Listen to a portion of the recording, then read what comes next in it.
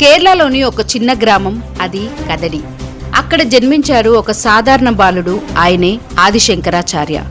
చిన్న వయసులోనే వేదాలు నేర్చుకున్నారు, సన్యాసం స్వీకరించాడు. మరి గురుకుల నియమం ప్రకారం భిక్షాటనకు బయలుదేరాడు. ఒకరోజు శంకరాచార్యుడు ఒక పేద మహిళ ఇంటి ముందు నిలబడ్డాడు.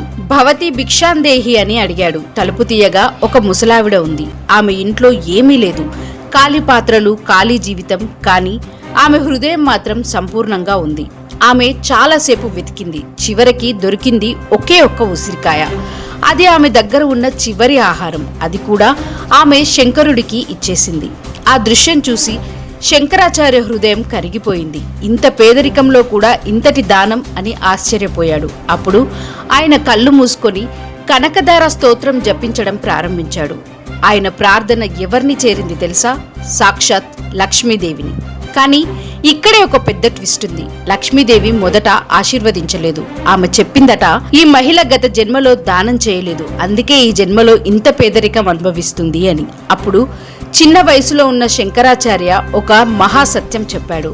ఇప్పుడు ఆమె తన దగ్గర ఉన్న చివరి ఆహారం ఇచ్చింది.